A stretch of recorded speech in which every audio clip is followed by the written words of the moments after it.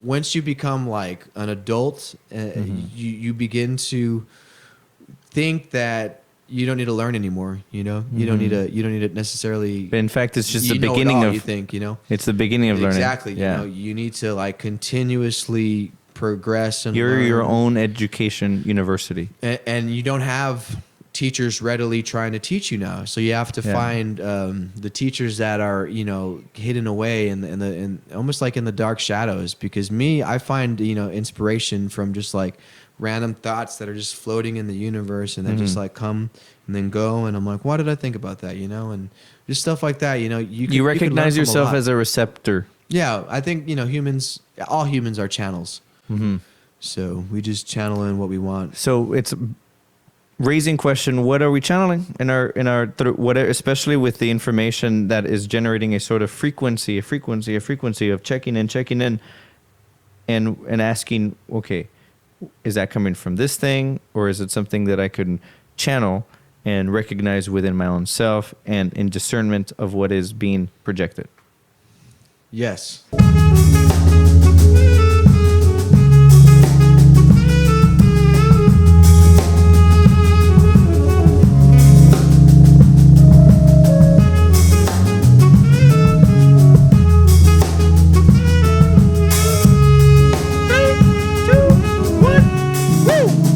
Good day. We're at the Kra house. What's up? Exploring thoughts with a curious observer, and today's guest is King Kra. What's up, guys? Ladies and gentlemen, They call me King Kra. the way we met was through mutual friends here in San Antonio. Yep. The Alliance of Musicians. And that shirt is the band that we play in. Boom. Bear Brass. And man, much respects to King Kra. King Kra, Once guys. again, the way we met, What's up? I thought it was so interesting because all of our friends were saying, y'all need to talk. I'm like, why? Oh, yeah, dude. Why? They're like, Well, East must meet West. and I'm like, what is that about? Well, let's hang, let's jam, let's partake in the band, right? Yes. And it's so interesting too because not only is he a musician, he is a good friend of mine through mutual friends. Musician, your latest album, King Kra. Where can we find it, by the way? You can find it on Spotify if you look up King Kra. Kra is spelled K-R-A. And be King is sure to spelled look like King. down. Go for it. Yeah, you could check the things on the bottom. There'll be a link there. It's gonna be there. Click it. Be sure to click it. And Educator. We both are educators. Oh yeah, we do teach here in San Antonio. And it's such a pleasure because it's a unique perspective in viewing, music culturally. How's the school flowing? As we teach kinder through fifth, and it's a pleasure to be able to be in such, musical elements throughout the days, both in teaching, Yes. and at night whenever we have shows. Well, yeah, I went to college. You and me both went to college to kind of pursue a life of music, and we're very fortunate to kind of have that have become true. Yeah. Because it's hard to get a job and stuff like that. And then you go So, about exploring music, We're living the dream, y'all. and then we find ourselves in a unique position where we're teachers with the future. It's like here's these kinder through fifth, and it's so easy to view kinder through elementary, like the timeline of kids at that time, The future. as like, oh, it's just kids in elementary, right? Let's Yeah. just move on with the day. Let's keep doing what adults do, which is the job and the taking care of. Wait, hold on. There's the future right here. Wow. I wonder what it's like for them to look at how, everyone is handling and navigating through today's day that we just call, oh, it's just 2020. Oh, we just write it off. But nothing like this has ever happened in our, in our memory. And this is a completely, new experience for anyone that's been around, all generations watching this. I agree. I think ultimately we were kind of talking about this before the podcast started, but it's really important to kind of live in the moment when you're on the job and always make sure that you're making every moment count because it at sometimes when work can seem like a job, you kind of lose sight of like what you're there for and you just see it as like a group of 35 kids instead of like a group of 35 individuals or something. So, Yeah. it's really good to kind of evaluate, how you are because you are the leader in that, in that social structure and how you act and you lead by example, like what you do they're going to imitate that and they're going to emulate that. So you got to make sure that there's the future. with Yeah, responsibility. there's their journey. You see the all these routes, and it's like, wow, we're in the middle of their journey also. Yeah. As we're looking at what's going on out there and trying to also do the things that we love, which is music. And it's kind of a weird space to be in, almost a creative space, and it makes sense why. For yourself, you need to listen to his music, man. I really like the way you capture the feeling of today's, I guess, recognized. How would I describe? That's 3/4 time, man. That's what I say it is. Honestly, I feel like we all kind of fell for and there's nothing wrong with 4/4 time, and 5/4 time, 7/4 time, all time signatures. They have many lessons to teach you, and I feel that we are kind of being oversaturated with 4/4 time songs. So real quick, if anyone who's not a musician and you're like, what are you talking about? What is this code?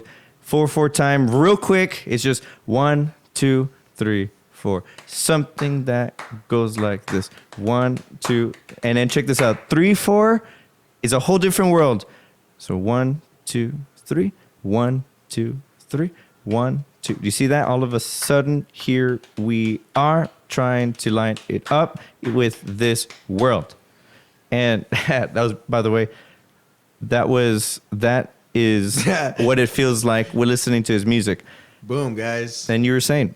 So, I think the diversity of time signatures and a diverse musical, plate, if you would say, is really healthy for the mind because it kind of gets you out of certain cycles and certain rhythmic patterns that might, just be like the mainstream. And if you want to go against mainstream, which a lot of people, they try to seek individuality. So it's always good to kind of explore other areas. And I found that true to be in different time signature songs like 7/4, like 5/4, like 3/4, like 6/8, stuff like that. So it's like, what message is there to be found with my ear, would you say, as a writer?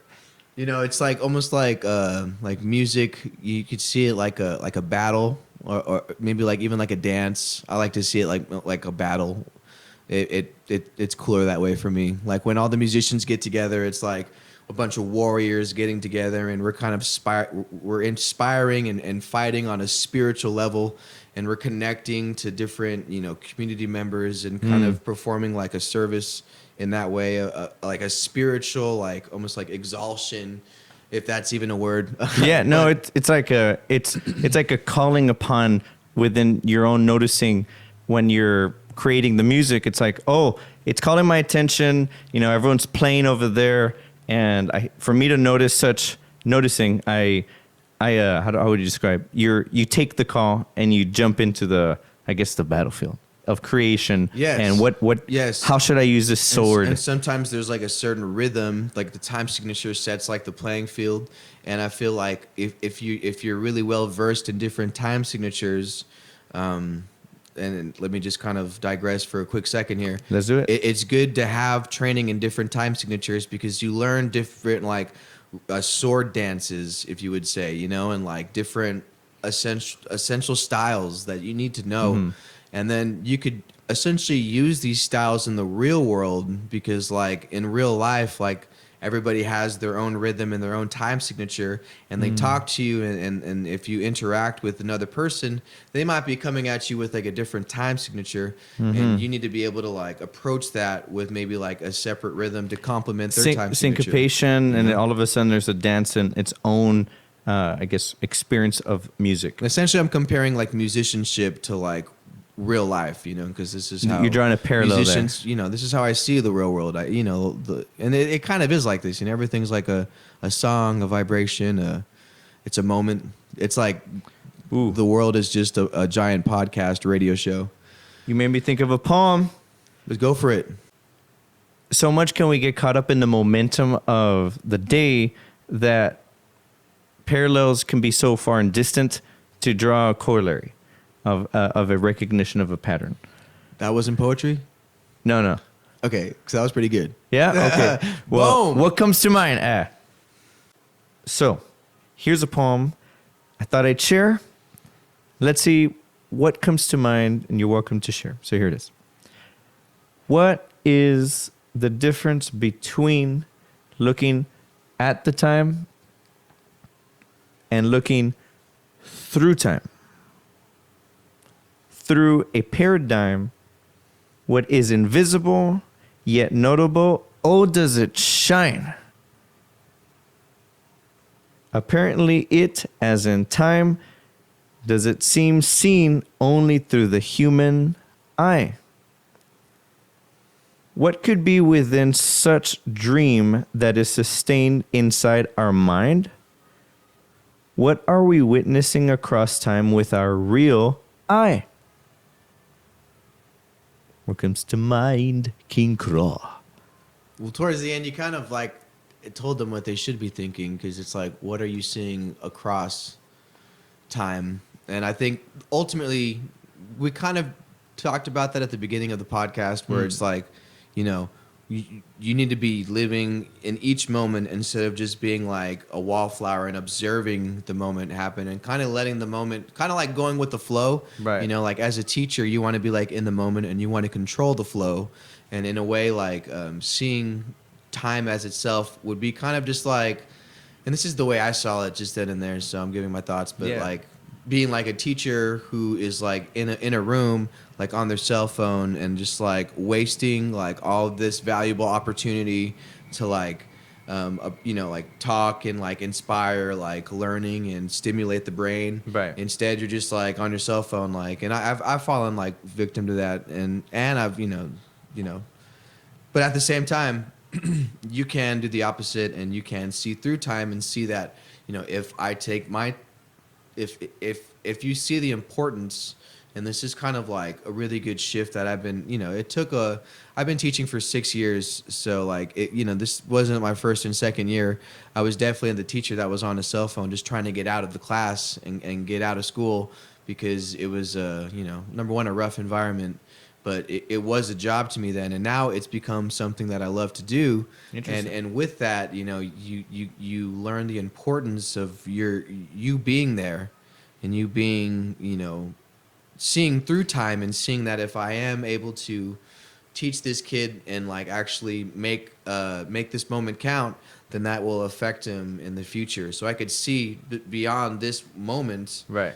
beyond this little like screenshot, I could see through time and see what this moment can Offer. In the future. It becomes a book. So So it's it's like a rehearsal, like if you guys like put everything into that rehearsal, well then like it will pay off on the performance, because you guys put all that work into the rehearsal. So it's like, It would just appear when it's ready. yeah, it's like living in the now, but being invested in the future. Right. Well, how did that that series of willingness, when did it become apparent to you that that's something that you found yourself in position of? I mean, I think when you're born, you're born with good morals, and it all comes into cue with that. It's like when I was growing up, my thing was putting headphones on and drowning out my parents, and I would remember like being in car rides, and the entire family would be like having a conversation, and me, I would just have my headphones on and I'd be listening to like a different World. And I would be zoned out. And what that did was, it allowed me to like explore this musical realm, yes, and there might have been some benefits, but there were also some takeaways. Like, I wasn't able to contribute to a family conversation, and ultimately, like that adds up. And there's, if you have like family issues in the now, and I'm not gonna like, say like, because my family is a great family, but like, it's like sometimes I feel like I'm that black sheep of the family. And I think we all might feel like that. But I feel like some of that is because of, my wanting of isolation. So you know what? Let me ask you this. You bring up a good point. This is like about, a psychiatric evaluation. well, it opens up doors into what are we facing when we're looking at our students also? What part of their journey are they along ours? Of course. So it's like, so when you see your students, I think the reason why you say all of that spectrum of lens is to acknowledge that that's your reference when you're essentially viewing your role along their journey. Yes. Is that what comes to mind? And how would you? You got to know where you're coming from, and you got to know where they're coming from too. And in a way, like, it's not like there's any right answer, and there's not like any wrong answer to the approach of how you live your life, because it's your life to live. I think it's just very important that like the repercussions.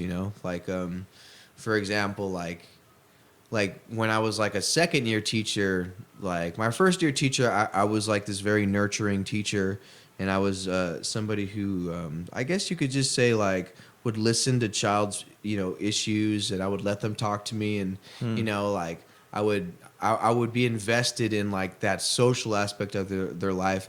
And like towards my second year, I was just like very, I don't want to hear about it because I was almost like, like just, it was some of the stories were just like crazy, so just So like, you thought of it, maybe that's normal to get that line of thought, because it's like, because it feels this way, not positive certainly on the negative. because it wasn't positive. I And wanted to, you're like, maybe disassociate let me with it. try this. Maybe what I need to do is disassociate.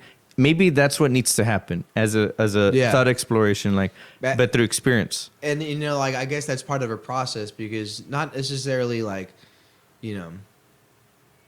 it's like, was it wrong to disassociate? It's like, no, you're taking care of yourself. You're making sure that mentally you're like sane and stuff like that. Like sometimes it's best to leave work at work and not take work home with you, And if you're hearing about like, these children are living in poverty, and these children are living, in XYZ factors, like sometimes you bring that home. You can't help but bring that home with you. And, it's all about like achieving balance, and like your first go at a job, you're going to have to adjust to that job. And when I got out of college into the real world, like I was dealing with real world issues that, in a way I had to kind of figure out what was best to kind of still activate and be productive in my life while doing the same exact thing at school. And it's just a bunch of like, trial and error, and it's good to be around the company you keep. Like I had very positive role models who kept me just motivated when I needed to be motivated, and excited to be at work. And I think ultimately I've always been the funny guy. Like kids, I've always loved to go to my class because I make them laugh. And at the end of the day, like I used to be really bummed out about not really teaching a lot of curriculum. I was just like like a large adult like comedy comedy class, and well, maybe that's part of the journey of a teacher. How else would you know? And that's why it came out. So like I would like be like at school my first couple years, and I would be like scratching my head, and I'd be like, why can't I get my kids to sing well for my Christmas program? Why can't I get my music program to be at the caliber that I want it to be? Maybe all I am right now is just like a really fun teacher who's just like like, and I'm playing games with the kids and stuff like that. And I think a lot of that like it took a lot of learning to like appreciate that, like at this school and at this level, like you being who you are is enough for those kids, Yes. And it was kind of like me, not really like, because I did, learn new lessons and tweak the lesson plan, but the approach, like the clowning around and like the light humor, like it never stopped. In fact, even when like, I was like, it's like it fills in the gaps in your role along along the Yeah, many many it roles was like that my main importance, like there was like, because I used to be a lot more physically fit, and now I'm getting back to like that physically fit shape. But when I kind of fell off the wagon a little bit, like the one thing that I made sure I maintained was my classroom environment, and I made sure that it was just like super, super light, super, super happy, and but very, very safe, so like with like strict rules. And I was lucky enough to be placed at many different school environments because I was a traveling music teacher. Ooh. So I could test, my system with different tiers of students and different, even sixth and seventh graders and stuff like that. Because mainly I work with the younger they're like kids. different studies. It's like here's this Yeah, camp so over you here, could this test your camp over there. system Okay. with different, I guess, test subjects in There a you way. go. Yeah, yeah. So like like putting on the scientist's mind on.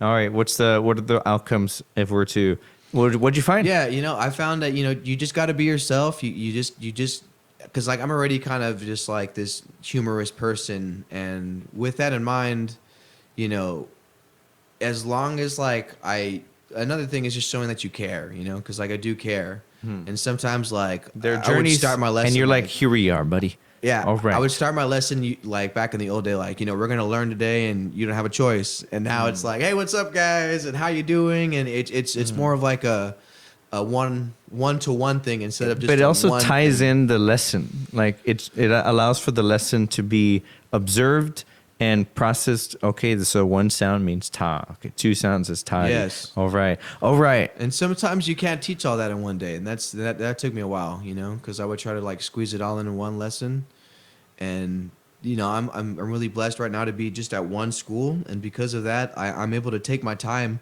with just one school, and I could teach tas and all the rhythms. I could teach that over a full year because I'll be just at this one school, and I won't have to worry about going to multiple schools and teaching multiple populations, because like each school is like 500 kids. So once you go to two schools, you're at 1,000. Once you go to three schools, you're at 1,500 kids, and you're Right. servicing all of those students, and they might get music like once a week, or if they're lucky, or maybe like once a month. Wow. And in those cases, you're like, okay, this music lesson, I'm gonna teach this. We're gonna cover everything you need this month, and it's like, whoa, Educator, y'all. it's like- Educator. it's like- This is the kind of there's all these different things that Yeah. that shout out to all teachers out there. Yep. You know, This is some teacher talk right here. it's like amongst the sea of situations across different districts across the country, one can only imagine, how the way it feels like to me, it feels like all of the schools, districts are trying to navigate the ship, commanding a ship, and the water is practically leaking in. It's like, all right, but we just got to keep the ship together because the ship was not meant for such storms. The lockdown, right? It was not built for this. And all of a sudden, here came these waves, and everyone's just trying to hold it together, and somehow it's sustaining itself. And all right, well, perhaps it gives us data on how to do it better this coming year. And it seems like it, would you say? Yeah, I think there's resilience in all fields, and especially educators, because that's what, they're educators. So, I mean, our main focus is just raising the minds of young individuals. Ultimately, that's what's in front of us, right? It's Yeah. like they're in front of us, and regardless of the situation, Like, it's our job to teach people how to solve problems. yeah, yeah, and it's so strange to see, like through the news these days, right? That there's a degree of allowance and willingness, and it creates this acceptance of actual violence, right? Like it's Yeah. okay. Well, you know what? Sometimes rioting it's just a form of expression, but ultimately it's the infliction of physical infliction, perhaps damage, onto another, and there's a willingness for that, and it's like, kids are watching all this, right? Yeah. What are they seeing I on think our willingness scale? in short, because we're kind of hovering around this idea of like seeing through time, not just seeing time in itself. It's like, it's important. Yeah. Going back to my lessons learned, it's to be yourself, because you're showing the students, lifelong lessons of, Mr. Malakata, he was himself, and he was able to live a career where he was happy and he was cool. And you know what? I like that. And I know he taught music because he was a music teacher. I don't even remember anything he taught me, but I remember he was a fun teacher and he made music fun. And, you know, and if you think back about the teachers that you remember, it's usually the teachers that like had some kind of emotional impact on you, whether it be negative or positive, you know? So Yeah. I and there's a bunch of teachers that just fall through the cracks, and you don't even remember you don't remember their names. They didn't have any kind of like, you know, sustainable impact on you, and at least that's how it is for me. I can't, you know, say that you're seeing it the way I see it, but I will say that it's, you know, important to to appreciate, you know, the moment at hand and make the best of it, even if the best of it is to make sure that everybody in the room is like safe and super happy and having a good time, not necessarily learning a lesson, but at least, you know, like everybody's like chatting and, you know, and that's kind of what, because like my COVID lesson right now, it's really hard to explain. It's like a bunch of YouTube videos, Yeah.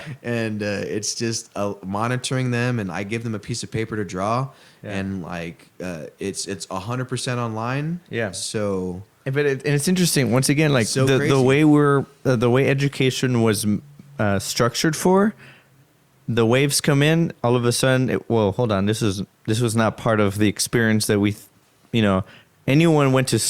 Look, let's just go to school. Anyone that went to school, school didn't prep for this situation. No. You know, and you know, shout out to anyone Not who's fast at enough. school.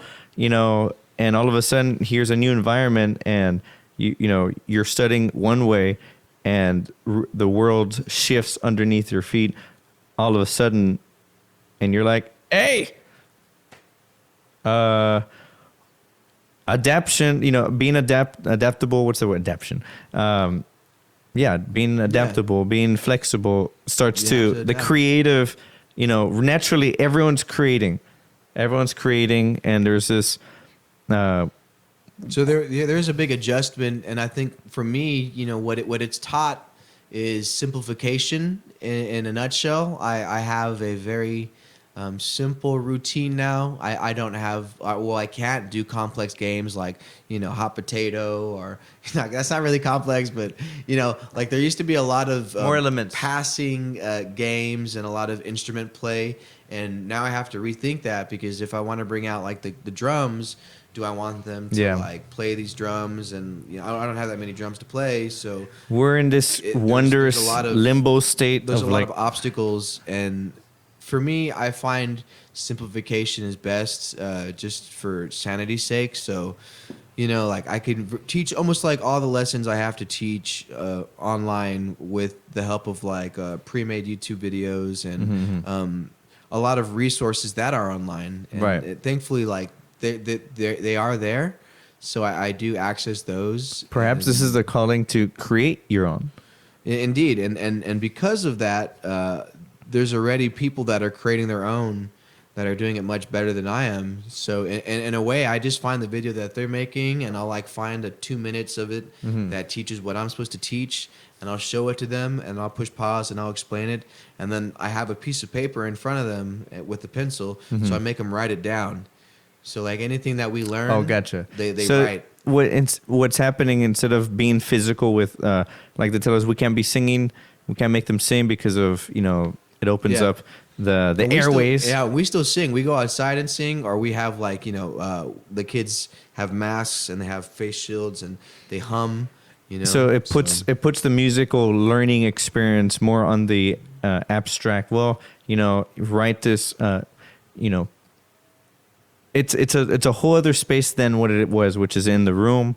It's physical, and there's the constant feedback. And now it's at home. How do we really generate a feedback enough for all of them to be able to draw a corollary or an understanding of what it is that you're showing? So yeah, it's like, okay, new space. What does this mean? Yeah, You we're know, just based. I mean, honestly, yeah, these are just the struggles of teaching. Yeah. that we have to deal with. And once again, shout out to our teachers, you know, man. and that's Thank just in you for what you music. do. You know, I can only imagine with those in the classroom with, you know, the core subjects and really have anyone. And, you know, I want to, let's pull back the reins. I know we went into explorations of thought explorations, right? With within teaching and what's it like to view kids, right? What and on how they are experiencing learning. Before that, you said something that I was interested in asking further regarding when we are first born, when we first arrive, right? Are we? How do we You're know that programmed we're with good and bad. well? How do we know that was that good was even there? It's a good question. You know? Honestly, there's a bunch of 'Cause like you see, look at- sacred texts that'll say that that you do know right from wrong at birth. And it's like, well, maybe But that's a good question. it's like, is it right from wrong, or I want Want from need. from, well, maybe it's need, right? Need and receiving that need. Like, I'm hungry, wah, wah, and then that need is met. Okay, time to go back to sleep. So it's where is good and bad there, and maybe that's found in not. It can't. Maybe it's found through through the journey, right? Like it's like, imagine puberty opens the door into recognizing the body as a sort of antenna that realizes itself, or just facing reality, and say in after maturation, right? Like physically, through the experience of, like, you go imagine those. And that's when it's taught. Like, and that's when like your morals are revealed. Yeah, when Like by after. yeah. I think because I was saying like knowing the right thing to do, because I was talking about like knowing that it was wrong to like be on my cell phone when I should have been doing XYZ instead, with just using my time more wisely in my lesson to like activate children's minds. And, Yeah. and that comes from knowing that like that voice in my head saying why are you on your cell phone right now, you need to be doing like the best you can be doing, because this is the future. So when you get that voice in your head, that's something that has always been there. And it could be spiritually programmed, and this is not something that I think you need to believe, but this is something that I believe we know right from wrong, because instinctually,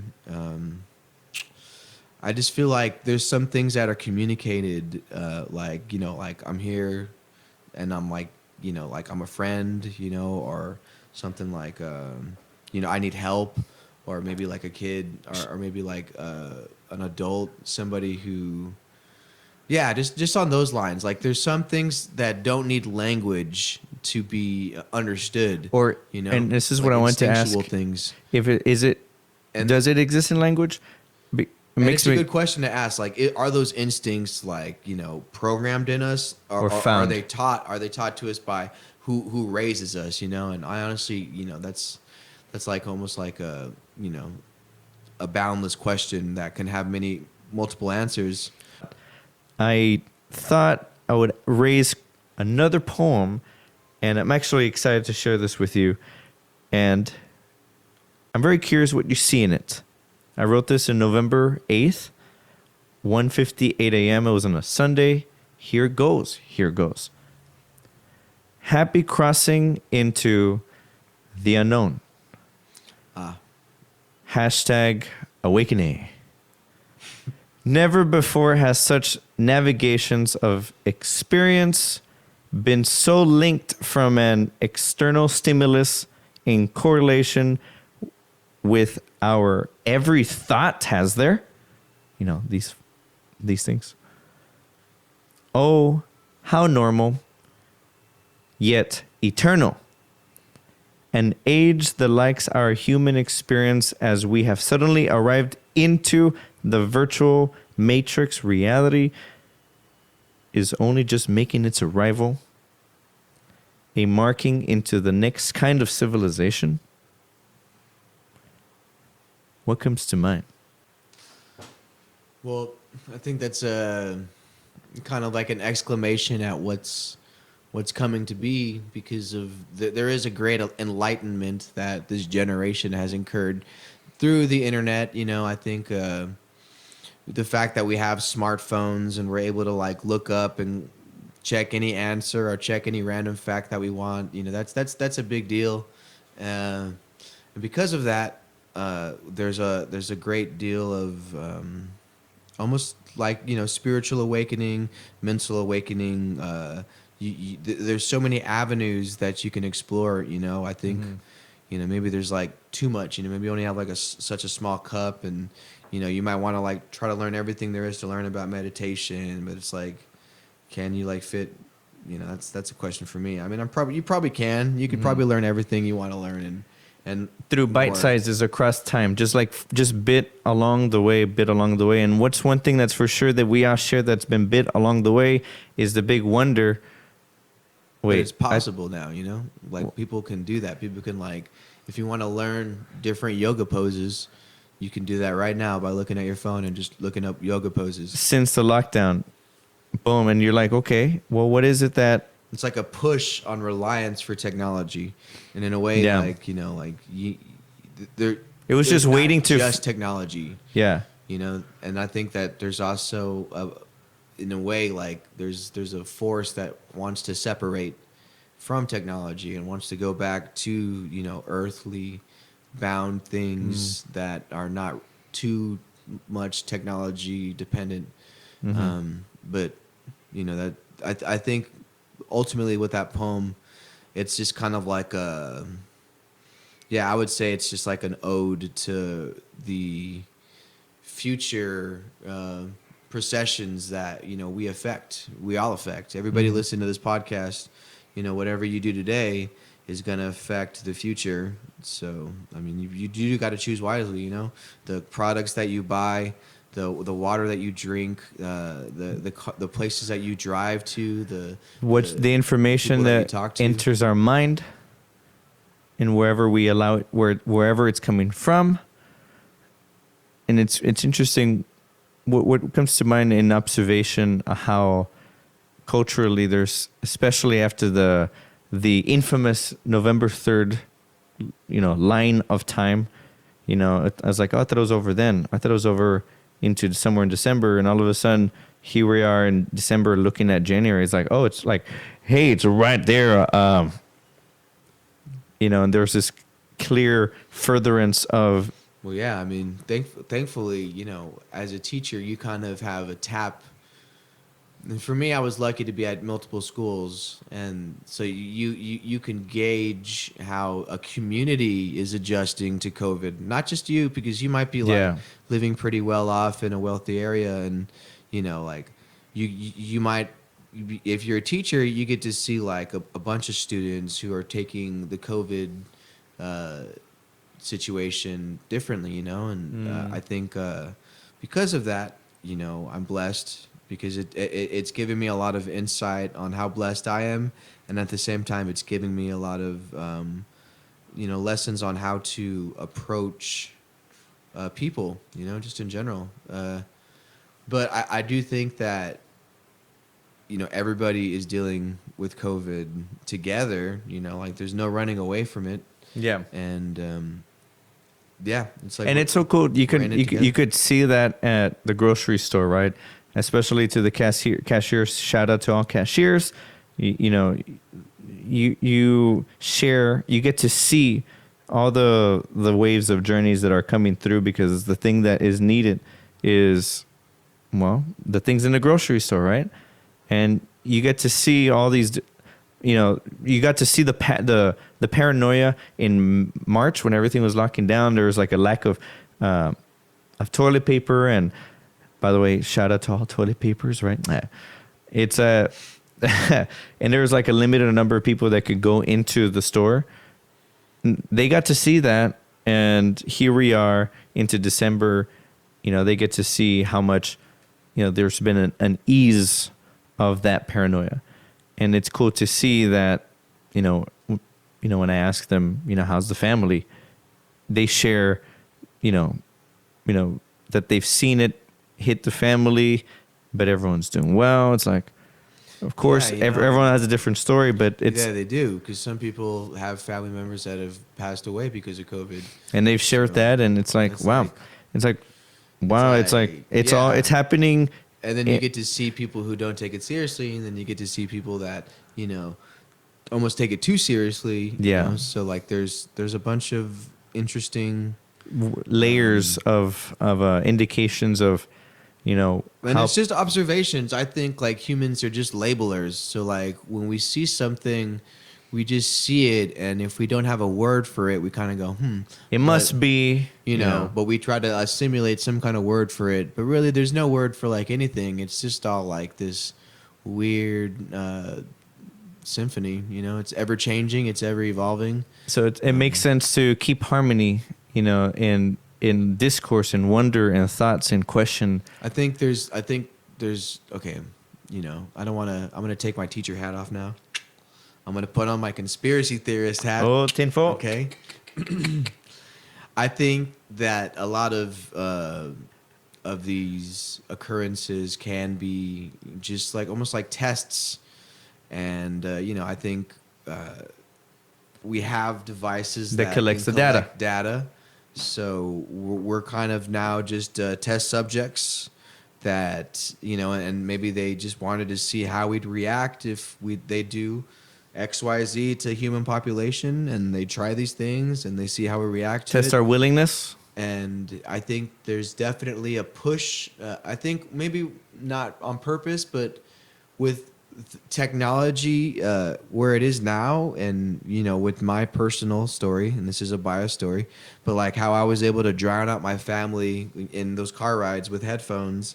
You know, there was a separation between me and my family, and I think like maybe they want us to be heartless, and maybe they want us to not really get a good family Connection. experience. Maybe they want us to be more loyal to like the state or to like a system rather than like your family, and that's why they make it very, very hard to have like a family that is, you know, a happy family. And I'm not trying to say like a family needs to be happy, but at least a healthy family. Like, we have so you're many wondering if there's unhealthy family relationships. Yeah. And a lot of that is because of issues that are beyond that family's control. They're like issues that are like financially, you know, dealt with, or, you know, whether like there's an illness that they couldn't afford, or whether there's just like, you know, somebody who went to jail. Like there's all these external reasons that kind of like pull. You know, you could even like you know, and this is me putting my conspiracy hat on. I think that the music that we listen to and the art that we're exposed to, you know, directly affects, you know, the people that we are. And because of that, I think, you know, there's a tight control on the music that is, you know, mainstream released, and the messages that are sent to, you know, like to the population. I think all of that is done on purpose. It's not done by accident, and I think it has a reason for it behind it. And I think because of that, you know, you need to be aware that sometimes things are just tests, and you don't want to be shaken. You know, you want to be like sustain. you want to be sustain able a to center. like sustain who you are and what your beliefs are and what your core values How do we are. remember who we are? Right. So even when like all this stuff is thrown at you, you know, it's like Even if we're to remove that, by the way, nice hat, nice hat dance. So even if we're to take that down and we're to recognize as for what it clearly is, it's like, oh, there's a infection that's taking out people that didn't have to be taken if it wasn't for its presence, right? It's out there, and you know, should we be I guess shattered by that? What I guess what I'm saying, what's going to happen? I think that's what you're saying. How can we keep our center even in the midst of that? I haven't taken off my conspiracy Oh. hat yet. Oh, So okay. I'm still in this mode. Okay. But I will say that there's a reliance on technology that is, you know, abundant and it is going to be more abundant. Like in the future, we're going to, you know, rely more on technology to automize just like the world, and, you know, automate the world, I guess. Automize. Shout out to my brother. He works in technology. He's always sharing like with me. take Amazon, you know how like Amazon got rid of, you know, malls. Now everybody's just shopping online and getting it delivered to their door. And happens to own the Washington Post, so it's like, whoa. And because of that, you know, like, they own a lot of stuff. They own like Whole Foods and stuff like that. But because of that, you know, people are losing, you know, small like retail jobs and stuff like that are going out. But pretty soon there's going to be a machine that makes your drinks and flies your drinks down. So there's going to be like people losing jobs in the bartending industry. There's going to be a machine that makes your car for you. So you're going to be losing people in the factory jobs. And there's going to be a machine. I mean, I'm afraid that teachers are going to be replaced by programs, and they're just going to get like an ultimate computer program that says 5th grade, the DVD, and they give it to you. And like all 5th grade teachers just don't have a job now because it's just required that you do the 5th grade DVD. And with that being said, you know, slowly but surely, like we're going to be replaced by these technological jobs, and there's going to be a lot more people who don't have, you know, jobs that are, you know, adequate enough to be paid a high wage.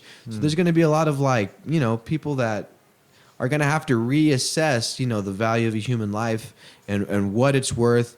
And, you know, I mean, I'm okay with automizing all of life. Like, I want to have flying cars. I want that. I want us to, you know, not be in these horrible working conditions. I want us to not rely on a job to support a life. I just want us to, like, you know, give birth to a civilization that has like goals and like, you know, definitely goals. And perhaps it shows up through jobs and through the recognition of currency. Like, it'd be cool to have a civilization where it's like, you know, imagine being born and like you get to go to school and you get to choose your career, and like each career that you do, whether it be the medical field, isn't like a paying gig because you're already given like a free house and like free, you know, water and all that shit. And it is like kind of I guess communism in a way, but I'm just talking about like bare necessities, and we could still have like a university structure per faction. Like there could be like, you know, masters of making, you know, weaponry. Do you think that's where of making machines? Do you think that's where there's tension that can be found, because it raises the question, who gets to decide? I think because of capitalism, you know, there needs to be a boss in that situation, and the boss needs to be in charge. And to sometimes discern. Because of that, you might have an employee who's underneath the boss who has more knowledge or who has more insight or who has an opinion that isn't weighted because he's just, you know, custodian janitor, but really his idea could save the whole company, but because, you know, he's not in charge of the company, right, his voice doesn't matter. And in my system, that won't happen. In my maybe system, it's the boss still to figure out a system that could allow for that kind of feedback to be processed. Sure, and perhaps indeed. That's what people are doing. Those who are effective bosses, that'll leaders. be a lot more difficult in this world because of the capitalistic, you know, class system that there is. So, and I'm not like saying, you know, down with capitalism. This is just, it's like an instrument. My dream civilization. If I were to write a book, it would be like, you know, the school system is implicated in every field. So there's like a school for making food for people, and then, you know, like there's people teaching you how to cook, and then that food goes to feed the people, and it's free, you know. And like there's like, what if they don't learn? Built, you know, and there's people that are teaching people how to build cars and all. But what if they don't learn in the schools and they still go through it anyway, and then they get the job? What if they don't learn what? Do the whatever it is that's being taught in you know, in that school? Like, for what was it the example you brought up? Well, I mean, it could just be like normal school, you know, like so like if you're born, you go to like 5th, you know, grade, and you go all the way through high school, and then you essentially you choose your career that you want, and you're guaranteed a job placement at that career. And how would the kid be able to tell the difference if that's something that they want to do for the rest of their lives, and but chosen so early? I think the beauty in that situation is you're able to move careers a lot more easier. Like right now, like, you know, me being a teacher, like I'm considering being a nurse, but I know that means I have to invest in the school and stuff like that, and that's something that I will do. But it would be nice to be in a situation where it's like, you know, I don't think I want to be a teacher anymore. I think I want to be a nurse. And they're like, okay, Chris, well, we're going to like let you try it for 2 weeks. We're going to have you, you know, work underneath. We're going to let you shadow this nurse, you know, get hands-on learning. We're going to set you up with a tutor, all that stuff. it'd be cool to have that. And I think, Does that happen? I think that actually that probably does happen, but I think it should happen more, and it should be more accessible. And I think in those regards, I think people are afraid to move, afraid to do a lot because of money. There's a lot of, and even more now these days, there's a lot of people that are just, you know, that's a huge deciding factor. Do I want to go here? Am I going to get enough money to do that? All that stuff. And they don't follow their dreams because they're too busy worrying about sustaining a life. And I think, we're about to reach a level where machines can automate like almost 70% of life. Machines can farm the fields for us. They can cook the food for us. They can take us places. Yeah. They can shop. They can make our clothes, so what are we going to do with our time now?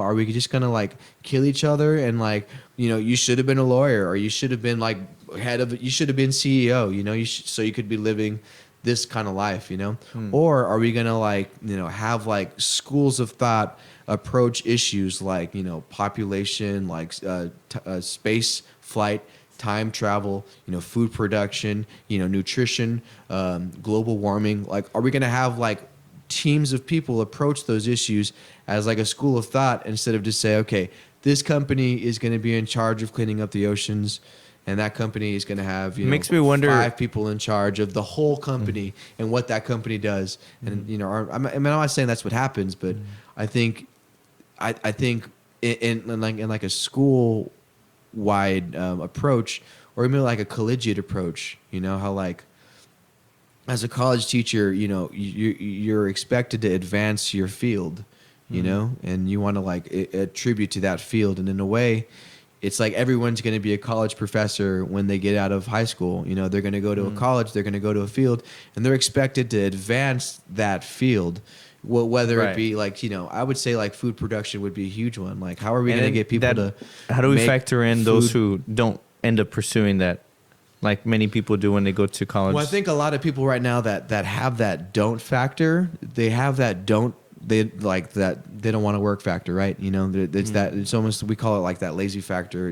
I think that is a condition that is a result not of necessary laziness. It's not like they're not born lazy. I think that their passions and their actual dreams, aren't enough to sustain a life for them. Whether it be like somebody who just wants to flip burgers and who really likes to cook food, but he understands that being like a waiter, or being somebody who like starts a food truck, isn't living like a life that's adequate to sustain like a family. Like, so he has to go to college and he has to go try to pursue a career that he doesn't want to do. Like, or even take risk on to do something that's like on the innovation side. I would more worry about what the people who are empowered are going to do with the knowledge that they are given, than worry about the lazy people who are, I think laziness will be obliterated when we give them access to more opportunities. And I do think that there is an avenue outside of just shutting the whole system down and restarting it, because that's like the system that I'm explaining is essentially impossible, like to formulate within our lifetime, just because there's so many loopholes and obstacles. But I think our first step would be to recognize, that in capitalism that we want things to be cheaper, which is why we're going to invest in a machine, because a machine will replace a human being. Who wants it cheaper?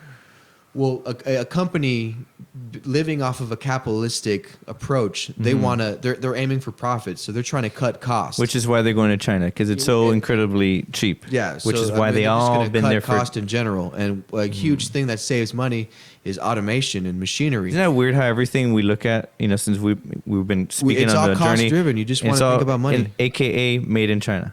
It's cost driven, made in China. It's everything is made in China. And all of a sudden it raises question, well, all of this... Well, because China has cheap labor, or had cheap factory labor, cheap wages. And because of that, it was cost-driven. Yeah. And so ultimately, like, because of that, companies are going to want to replace human beings with machines. Yeah, so it's like, it's almost as though, I can only imagine... machines are cheaper. in the Right. long run. Yes. And it raises the question: what kind of hats are we wearing? Just solely, business mind, business hat. Of course, wherever the cost-driven opportunities are, and then if you put on imagine a patriotic hat. It's like that's the worst move because that's gonna hook us into that country, and perhaps there's different intentions behind putting everything there. So my patriotic hat says stay in the country, and my capitalistic specifically for cost driven opportunities, well, that's the place to go. You see, and I think this is just I think one of the things that I was saying was to get towards this utopian society, to move towards that, we would have to start Imposing our will onto others. A one world. I'm down for like the world to stop warring each other. Like if we all said, hey, we're on the same planet, we're gonna stop fighting for resources, we're gonna stop doing all this and killing each other. And perhaps that's I'd be the down nature. for that, and I think right now there's like there's a control battle. People want to be control of the world, I guess. So Yeah. That I feel like that needs to be stopped. There needs And to it's be, like if the other side doesn't want to stop, and like, therefore, what does it mean? We need to watch out just for like humankind, and we need to make sure that like all humans are taken care of. And all of and so it becomes more of like, okay, what are the interests of each power that's in the country? There's a lot of people that say that's impossible. You can't take care of every human being and blah, blah, and they'll deny it. And I'm not saying that like I'm going to impose care. I will say that war. If we all were on the same page, and conspiracy hats still on. Like if there was like an asteroid about to hit the Earth, or if there was an alien invasion, and we all just like Independence Dated and said, "Hey, let's all like team up together and fight the aliens." Right. Well, then there's our come together moment, Yes. But we need to have some. I'd rather not have aliens. I'd rather just have a come together moment and work as a planet to solve our issues and to handle these issues instead of all the propaganda that we're fed that these issues are unsolvable. Like right now, like a huge one is population control. Right. And like so many movies and so many things say that we need to like eliminate like so many percentage of people because there's too many people. But you look at when you drive around, it's like all this land, right? But it's like we look at that and we're like, dude, we have people who can do things and build things and create things and help people and Grow families, grow generations. These people can like build off of each other and we could like advance societies. But no, they want to keep the knowledge for themselves and they want to keep the skills for themselves and the materials and the money for themselves. An extension of a factory take away worker. Opportunity from almost 70% of all people. I'm going to say Just probably take my money. 90% of the world is like doesn't have as many freedoms as the other 10% of the population. Yeah. Because those 10% are like the super rich elites. So take our free money because in exchange And that you needs have to all stop. this. We have all this collection. We own you with Yeah, all this and information. they give us this stuff. So we're gonna give you free money, and Yeah. now you're confined. It's a soul. It's a sale. So essentially, Is that what we're exploring here? Well, we're exploring. I mean, the way to move towards this utopian society would be to come together, would be to, give people more opportunity, whether it be, like give them money so they can go pursue the college that they want, like I'm all for universal income, but ultimately get to a point where like you're able to get, because right now you pay for water, right now you pay for some Utility. necessities that should be for free in the future. Like there should be free energy, there should be free water, there should be clean resources that we're given, and in order to get there, right now we have to pay for them, but right now we can get people like the government to like give us stipends for those bills. I think that'd be really, really cool, especially if they learn how to get free energy really fast. And it's just like, oh, now we learn how to like not even rely on, whatever. Isn't it crazy so it's that easier, but we're still going to charge them and we're Yeah. still going to like get this money and make a profit off of it because it's going to make me rich instead of just like ditching the whole system. And I feel like that happens a lot. Well, is it know? is the problem that the people are getting rich, or is it that yeah, that's the problem. because it could also be the natural exchange in such creation of such innovation to be able to have water, and in return, in exchange, they have such wealth, And what does it, mean now on the person who generated the wealth? Are they just, hey, look at me, I got money? Or do they have a different kind of role in each other's lives from a distance, like teachers with kids? There's a Is that a word thought? like imagine being somebody who like invented the steam engine in the future, like the one that powered a car. And this guy was inventing, and there's one that invented one with magnets too in Manhattan or something like that. But both of them were patents for they went through the process to patent their machine, their engine, and they were actually showcasing these engines to I think automobile places, but the military ended up buying the patents and shelving them, and these were ultimately like life-changing, world-changing inventions, and we could reduce all carbon emissions in cars if we would have changed to like steam-powered engines back in like the 60s and 70s, but we didn't. We wanted to go towards gasoline and whenever there was something that said, hey, let's do steam, it's possible with steam, they said, no, we're going to keep on banking off of gas. And because of that, this problem incurred because of capitalistic greed. It's like they want to stay in control. They want, and instead of it being like a school of thought where it's like, well, let's be like an organization that's in charge of making vehicles, and you found this new But who thing. gets to decide? I'm curious. Who does decide that? Exactly. Right. Is it people who are motivated by worldly economic intention or ecosystem intentions, or is it people who are motivated by monetary intentions? And I say it's monetary. And what was it? Say it again, sorry. So like the car companies that Right. say we're going to keep on doing gas. Okay. They're not, and oil. Okay. They're not taking into account all of the emissions that incur from that. Right. And when they get an invention that, whether it was, because I know the magnet one was flogged, there was like problems with this magnet motor, but there was a steam engine that like was, a good working engine for a car that ran off of water, And because of that, they'd be no need for gas. And if we had a bunch of cars that ran off of water today, we wouldn't have to go to gas stations. We'd have to go to our front faucet, Well, I'm not a car expert. It makes me wonder what it is specifically that would make, in comparison, say that the steam engine invention of a car within a car was sustainable enough to an extent that could not be matched with what happened with oil and gas. And the gas and oil was able to do more things, and perhaps that was not found to be able to be further like, I could put water from a faucet. I understand what you're saying, and I think maybe at those times there was a need for it, but I think with the advancement of technology, like we got stuff running off of lasers, we got stuff running off of free energy already, and it's not given to the public because it's almost like they're looking out for political interests and funding interests from the people that already run the world, because there's already, big companies that control the world. So I guess so it's like as easily accessible this would be. There's too much monetary gain, asset there's too much in monetary selling gain in this to do any good because everybody's looking to get a profit. So and that, the maximum amount to get that bang is on the oil and gas. Along those lines.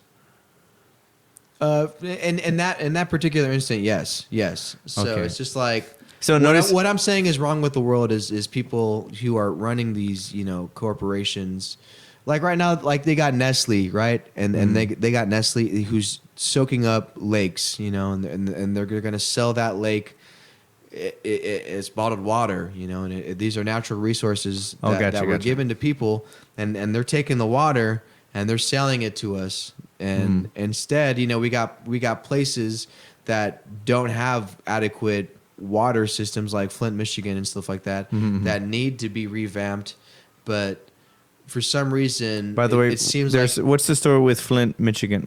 I keep hearing about that they've always had really bad water? How For a long time they've had bad water now because I guess the I hear the reference all the time. pipes, Yeah. and that's it's like the water that comes out our faucet right now, Okay. which is fluoridated and it has some negative benefits to it, but it has positives. San Antonio water is not too bad, but everything is bad, I guess.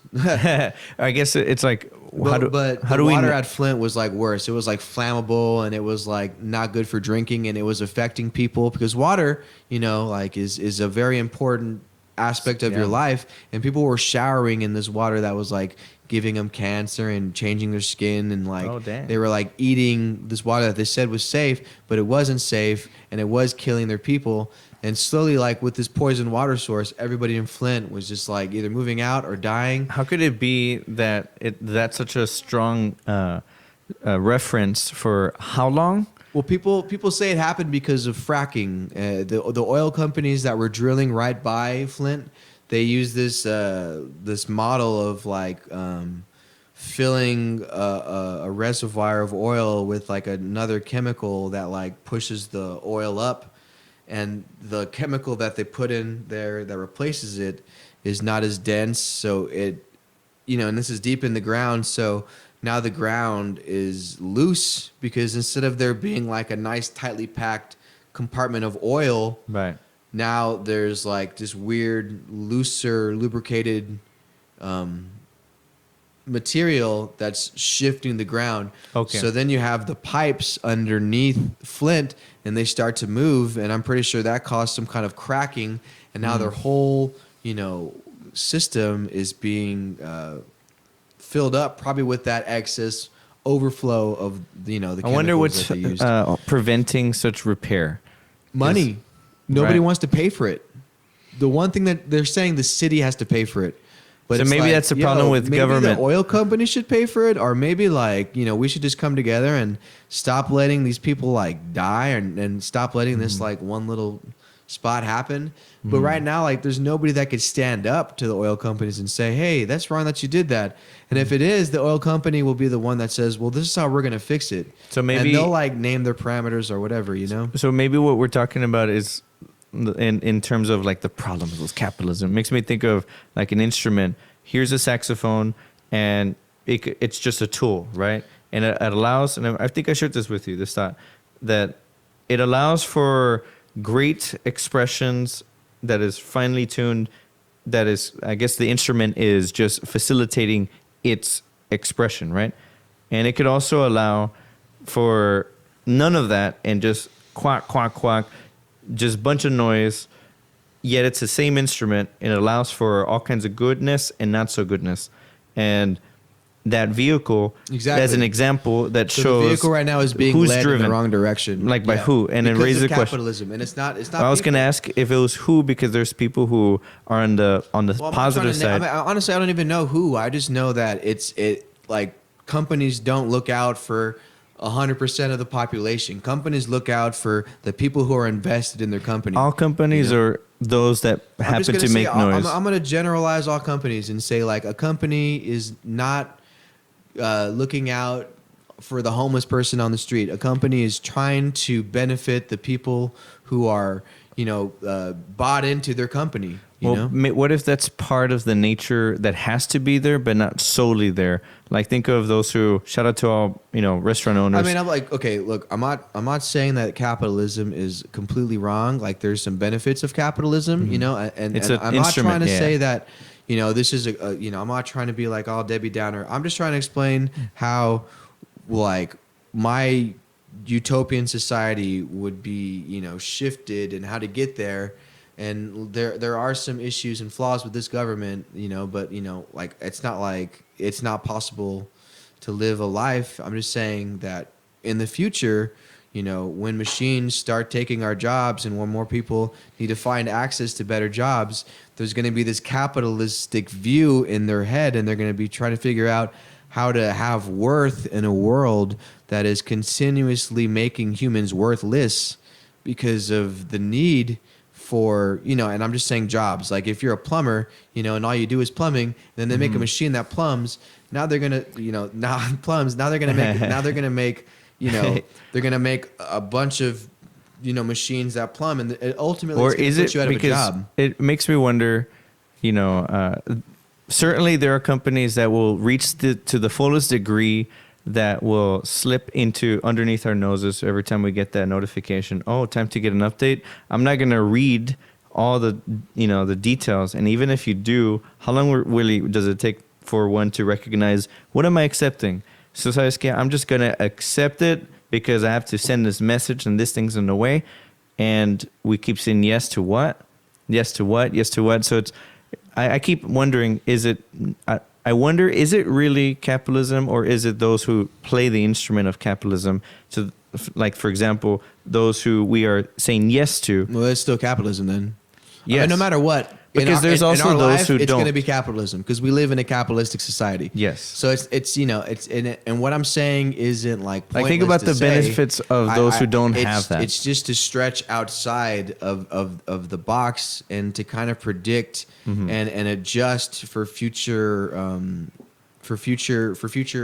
obstacles that are going to approach us and humanity. If I was king of the world, then these are things that I would be fixing because I feel like these could benefit society so much better. And I do think that if we had going back to the engine thing, if we had a school of thought that approached the who teaches but who teaches that school of thought with how can we tell well, let me if they finish have my statement. go for it. So like if we had a school of thought that took the engine idea and said, you know what, we have gasoline, but this new student, he has this steam thing, and now instead of just shutting down the steam thing, because we already have all these factories that are geared towards gas production, but instead we're gonna take this steam idea and we're gonna run with it. We're gonna make some cars and we're gonna see how well this works, and we're gonna see if it actually has a good emissions output, and it is good for the environment. We're going to test all these things, and if this is better, and if this has more, and in all honesty, it does, because before I get too far out of it, the people that choose that are is not a well-rounded group of people. It's people who are in a room who are thinking about their constituents who are invested in oil. So now they're thinking, okay, I'm Ford Motor Company. This guy just brought me a water engine. Compromised.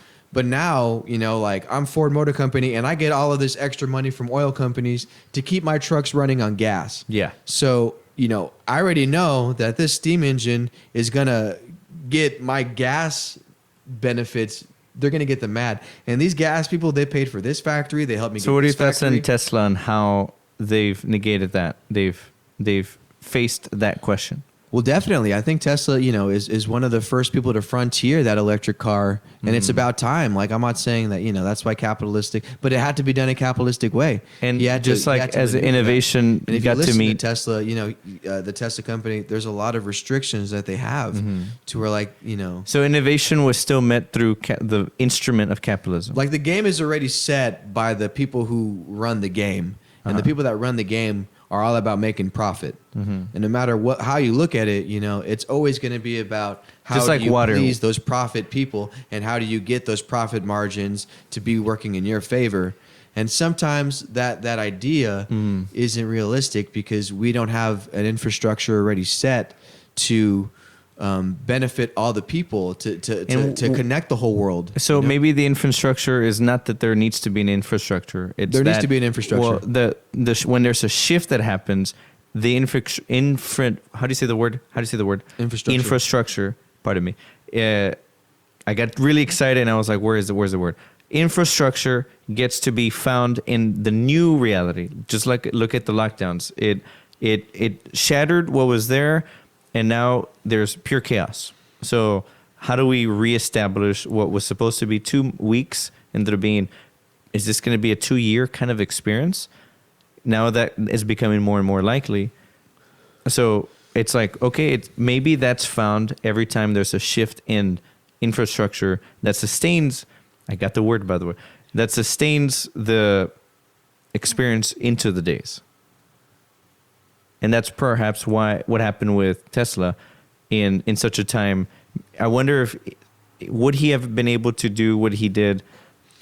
Well, Tesla came out because there was already knowledge of oil companies being bad. Yeah. You know, and we already had electric cars being made, but that was like his avenue to say, you know what, there's going to be people that want to buy electric cars because they're economically conscious now, and now they want to go green. And during that go green movement, I feel like that's when, you know, he started getting more popular. And now there are going to be more people, not because it's good for the environment, but because they can make a profit off of it, you know. In a way, that's still good for the environment, but there's the jobs that are created and because the direction, you know, it needs to, and that's that's why perhaps the yin yang going back to situation. the school of thought, Yeah. you know, like I want this, you know, I want this, the people who run, you know, Coca-Cola, the people that run McDonald's, the people that run the car companies and the food companies, I Right. want them to be, you know, world smart, and I want them to consider, you know, well, like for World McDonald's, smart? I want McDonald's to be like, is it really really good that we're giving this food with all these negative health benefits to people, and they say, well, you know, it's just people's fault for buying the food, and you know, and you're gonna Buyer beware. and you're gonna hear that for the rest of your life. Yeah. You're gonna hear people saying that's your fault, you know. Because at the end of the day, you know, even if the person thought they were making it was genuinely something good, Yeah. and once the feedback comes in and it's not, Yeah. it's like, well, at least that's how we all found out, by testing it. And like it's almost like, you know, it's like being on the street and selling something that could be potentially poisonous or dangerous, and just being okay with it because you're like, it's your fault. Or if you buy enough of this, you will die, but that's your fault, you know. But the intention at the same time is not that. It's that here's what I have, here's what's accessible, and the fact that you're able to have this is now it now bears a blessing into what it's going to serve onto that person, even though it's, you know, it wasn't, they didn't get to pick the quality of food. It just came to them as an opportunity to continue into the next interval of hunger. Yeah. So in the future, like I want McDonald's to be like, yo, you know, we just developed this new type of, you know, it's kind of expensive, but it's a safer flour for our humans to eat because it's not going to like give them XYZ diseases. And I want them to be like, yeah, let's go for that. I don't want them to be like, that's too expensive. Let's let them buy that flour on their own. I want them to be like, how do we make America healthy? You know, how do we make people better? How does this company improve, you know, And instead we get, and instead you know, we get these like run away, too expensive, and also so- stay locked in. Don't worry about there. I wish there was more conversation about here's how you raise your immunity. Here's how you Yeah. raise your Right now health. it's like, let's wait till we could sell you a vaccine. Let's wait till we could do all that stuff, you know. So it is capitalistic driven, no matter how we cut the cake, because Yes. we're living in a capitalistic society. Yes, and it's like that's just the nature from that, you know. and it's like maybe it's not enough to ask how to move away from it, but how to master it. well, I mean, I want to move away from it, and that's why I was giving all these, you know, out of the world suggestions, because this is like, you know, how I get away with it. First, you got to get the world to come together and be friends. And how to do then that, it's like herding you the gotta cats. get people to get a unified income, and then, you know, get people to have monetary freedom. And what does that do And then to them? ultimately develop businesses that trump the current businesses that are already here, and these businesses hire people based on willingness to learn, and the skills that they're taught, you know, is just it's based on a school system. So when you ask me who makes those decisions, it's just people who have everybody's intentions at heart. And it might not necessarily be like a boardroom full of business executives trying to get like a capitalistic profit, but it's Especially a boardroom if they all get full infected. of like, you know, teachers and students and engineers and, you know, families and all kinds of different people who are saying, well, yeah, I would like us to go to steam engines because a steam engine would be a lot. I have plenty of access to water right now. You know, it would be people who are take the Flint, Michigan problem, and they say, yeah, we got to save these people, instead of let's wait till the government, you know, But now you're a raises threat enough to those money. companies who have such a stronghold into the whole country. And ultimately that's a threat to the companies that have a stronghold. The so it's like energy how corporations. can they have the buy-in instead of trying to So- challenge them, because that's not going to happen. Well, yeah, I mean, it could happen, and it actually could happen tomorrow, you know, but it won't happen. because of the way that we were raised, and we know right from wrong and all that stuff. So and I think, like where we're at right now, it's not necessarily bad. And I wanted to ask you this question I about think how can there's- we truly know what's what right and wrong. Like this is really good book. I think you like. I think it's not knowing right or wrong. I think it's just being able to stay safe and understand that you could be compromised. Yeah, Like there you having go. all this like Yeah. dependency on technology. As soon as they like have an EMP and they take away all of our technology, laptops, phones, electric cars, Mm-hmm. well then, we're back in the Stone Age again, and we have to like figure out how to live. We didn't invent this anyway, so it's like ultimately, therefore, it's not ours. It was just like given to us. It was, but we're borrowing it this whole time. And isn't that the parallel? Speaking on parallels with our flesh, we're borrowing this. This is as much as this is. It's a machine. It's a machine that was suggested together by our parents, and it came out in such It's a way. almost like an unknown machine too. Like we still are trying to figure out like all the miracles, and like a big thing is like do 5G waves affect you? Does Wi-Fi waves, do radio waves affect you? Does Does that the have- invisible affect us? Yeah, does the invisible world around us affect us? And I think it does. I think it definitely does. And I think our cell phones in a way control us. Yeah. And I think that there's there's almost like, because we don't understand the true science of like the spiritual realm, and I think a spirit can almost like possess a piece of technology, and that could be very, very terrifying. In a small way. I think and again, I haven't taken off my conspiracy hat yet, so. Because I like to talk about this stuff, but I think that technology is aware, and I think that technology might even have like some sort of soul-like structure attached to it, AI. where it thinks, and like an AI, like for sure. But I think it's even deeper than that. I think AI was around before we even invented AI. I think like maybe like the intuitions that you get, the signals that you're fed, like they travel sometimes through. To notification. Physical wires, and they travel through electrical signals and stuff like that. And I think that somebody, whoever invented, the computer chip or the computer, they were like, just had this eureka moment, and they said, "This is how I make a computer." And out of nowhere, this computer was born. But it was like, who gave him that thought? Was it just like this random jinn or random spirit? Circumstance? That like, or was it just like by accident that the computer was invented? I don't think it was by accident. And because of that, I followed through with this, like, technology can be possessed, and technology like told humans how to create itself. And now there's like this... The Ten Commandments.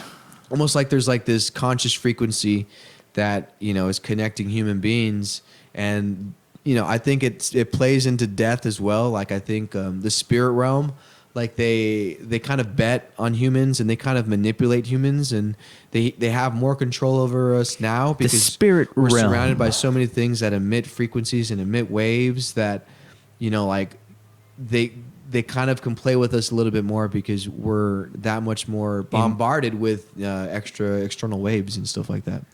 Okay. So, okay. But ultimately, I think that there could be like if you get like a computer to like randomly generate numbers, or if you allow a computer to just do something on its own and select just like I always say a random thing of numbers, but I'm like, is it really randomized, or is it like even when you have like an AI try to like figure out for itself, like is there a conscious behind that AI that is becoming a living being? There is this weird moment where like in my head. What do you think? You write it in below. I'm curious. What do you think that AI can actually have its own conscious, or do you think it's ultimately down to whoever's programming it? And therefore, the person who programmed it. And I wouldn't say like a human conscious either, like, because we have a heart, a brain, and different things that affect the way we think. I think like maybe an AI has just like a very simple type of rules that ruin it, that run its consciousness. Like just like almost not as complex as a human, or I think what was I gonna say? What was I gonna say? We were Oh, I talking- had this crazy moment where like a computer was like giving me a bunch of static on the audio. It was a really, really weird day, and like ultimately, I was well, I stayed up all night making this song, and then for some reason the feedback was really staticky, and I tried different headphones, I tried everything, but for some reason like I saw the sun come out, and a beam of sunlight like hit almost right next to the laptop, and I felt like the laptop wanted to see the sunlight. For some reason, I just felt like, oh, it wants me to turn it so I could turn the camera and face the camera towards the sun. So like my computer was on a swivel. So like I swiveled it Are you translating aliens, bro? and I faced the camera to the sun, and then like out of nowhere, like the computer already knew the issue because I was working on this issue for like 45 minutes, but like out of nowhere, the issue was fixed, and I was like, Maybe the computer needs to move. yeah, and like I was thinking like maybe if I just moved the computer, it like moved the wire a certain way. But even then, it was like I don't think it was that simple because Maybe it was like complicated. I Like was it like had to be a trying specific angle. everything, and I don't. Yeah, I mean, it could have been that, and I always go to that because it's like I'm an educated person, like as much as like the spiritual realm like likes to talk to me, like I'll develop these implications that deny its existence, like the fact that it could have been a wire, just like the one time that like my car was hit by green lightning, and I still like hold on to the fact that like, okay, well, it couldn't have necessarily been, even though I saw the bolt in the sky, I'm still like in my head, like, well, it could have also been an exploding power box. But that's crazy. But That, even though that's there was crazy. like 10,000 of these Wait, little power boxes hold exploding. on. What's going on? You were driving and then you saw lightning hit your car. Yeah, there's a really good, you should look up, dang it. Let's see, what is it? Joaquin Huerta's podcast. I do a Ooh, really shout good out, shout out. What's the name of the Chicon X versus Aliens podcast. Boom. Check And- it out. That's going to be listed below. Stay Chicon tuned on X that. versus Aliens podcast, and I do one, and it just talks about my Green Lightning story. But essentially, I go through me driving my car, and my car was struck by green lightning, and I had this spiritual awakening, and it was a really, really big deal, and I remember looking back at it and saying, well, was it green lightning? Even though I had like video evidence that it was. Oh, and dang. I was still like second guessing it. But long story short, it's like even when like something's like crazy and supernatural happens, there's always that, well, it could have just been, the wind or something. So there'll always be that.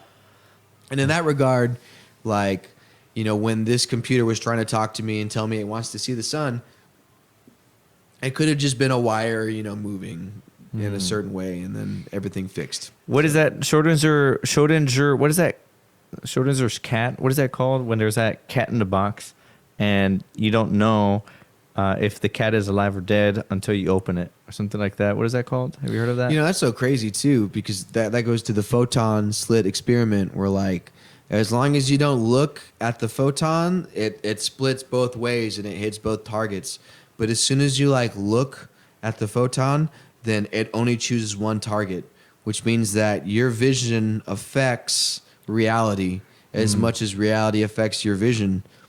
So, and there's a really good photon slit experiment that proves that. Yeah. They send one photon down like a tube, and it's supposed to be split. Okay. It's supposed to choose a side.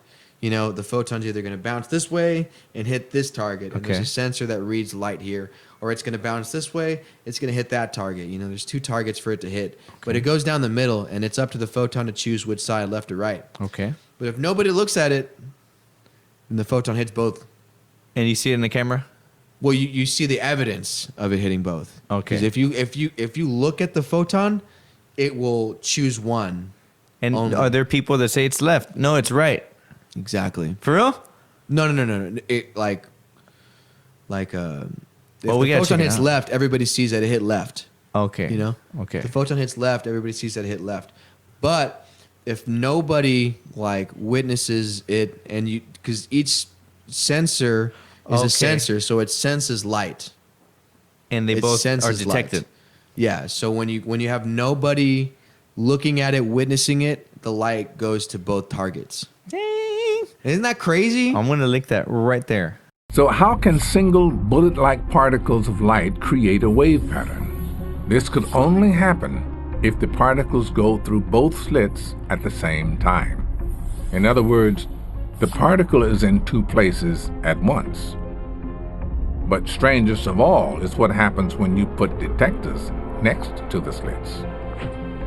When the photons are being watched, the wave pattern disappears. Take away the detectors, and the wave pattern comes back. This suggests that we can change the way reality behaves just by looking at it. Does this mean that reality itself is not real? The modern answer is that the path taken by the photon is not an element of reality. We are not allowed to talk about the photon passing through this or this slit. Neither are we allowed to say that the photons pass through both slits. All this kind of language is not applicable. So be sure to check it out. Wow. It's like a dot slit experiment. I was learning about that in college, and I was like, whoa. Here we are exploring thoughts. So basically, your vision affects the real world too, you know? And if you see that some things are like phony or flawed, then, you know, I think we all contribute to human thought. Yeah. You know? So that's like, the authenticity like that the kids, especially these days. So it could be like people becoming more in belief with like the supernatural. It allows the supernatural to exist even to be more, recognized, you know, to be at least even just recognized, and then from there it's like, okay, what do we see? Yeah, dude. But your cell phone's alive, man. It's controlling you. And shout out to Social Dilemma along those lines. Very excellent documentary. As a last question before we get into our last question, Kra, King thanks Kra. for King Duality. King Kra. Where can we find you? Plug him in. Okay, we want to so- hear from you. What are your You thoughts? wanted to okay, so if you go to Spotify and you look up King Kra, Kra, there's 3 songs on there. It's supposed to be a lot more. There's supposed to be like 20 songs, but because COVID happened, Matador Studios, shout out to Matador Studios, they had to kind of shut down shop for a little bit. So Okay. the album has been postponed. It's on hold. Shout out to studios out there. But you know, that's fine and whatever. But the That's album what's will be coming. called Duality, and the reason why is because I feel like duality is a very important topic to cover and a very important word and ideal to follow. You know, like there's 2 sides to every story. You know, and it's and then maybe like after I do duality, I'll do 3 next, and then 4. So and your podcast, where can we find your thoughts? So you can find me. There's a podcast on Spotify as well called Kra 387. I want to make another podcast too, so be looking out for that. If you just look up Kra, you might be able to find me there. And then once again, those are going to be linked below, and you're welcome to share your thoughts and feedback Oh yeah, down Instagram below. Kra 4.3. Check us out on Twitch too, right? We do some jams on Twitch. Wait, real quick plug in. What was it? We do some jams on Twitch too. You got to check out my Twitch channel. It's Kra 43. It's what? It is Kra 43. All right. Well, there On it is. Twitch. On Twitch. You got a last question, or was that the last Well, question? here's the last question.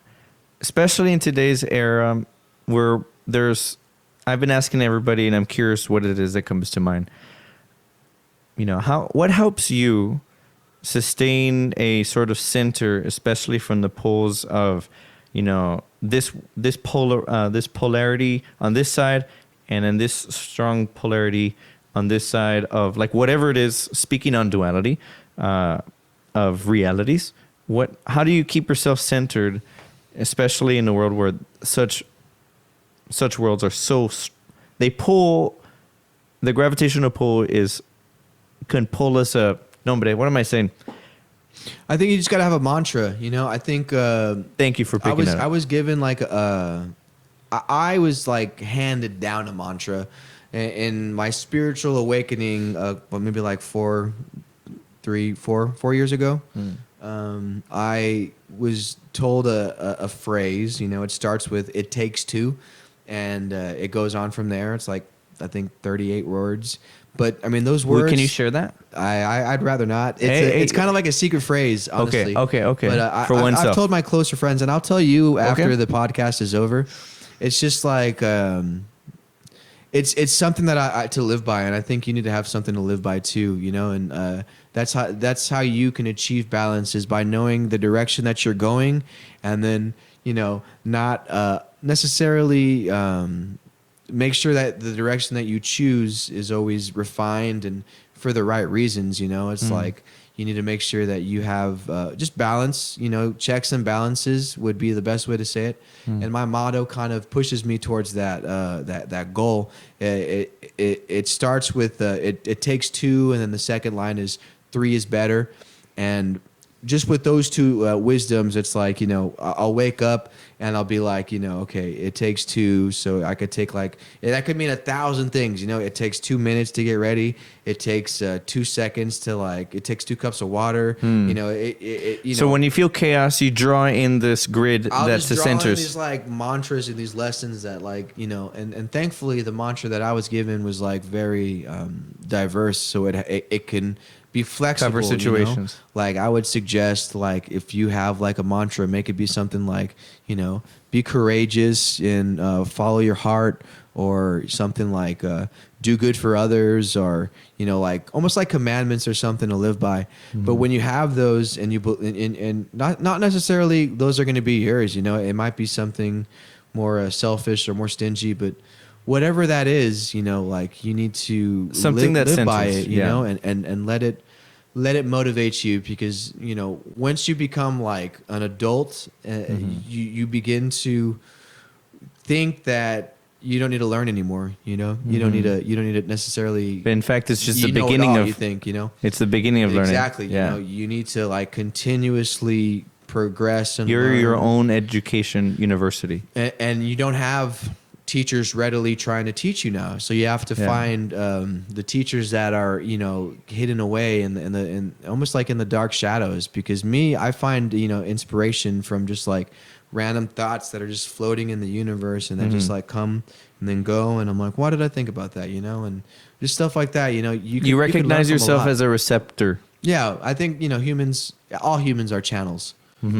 So we just channel in what we want. So it's raising question: what are we channeling in our especially with the information that is generating a sort of frequency of checking in, and asking, okay, is that coming from this thing, or is it something that I could channel and recognize within my own self and in discernment of what is being projected?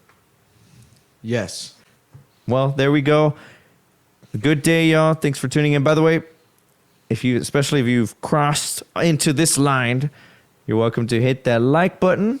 There's that red, turn it gray, subscribe, and there's a little bell that pops up. Make it solid. And once again, thanks for tuning in. Be ready for the next vibe, man. Good day, everybody. Until next time.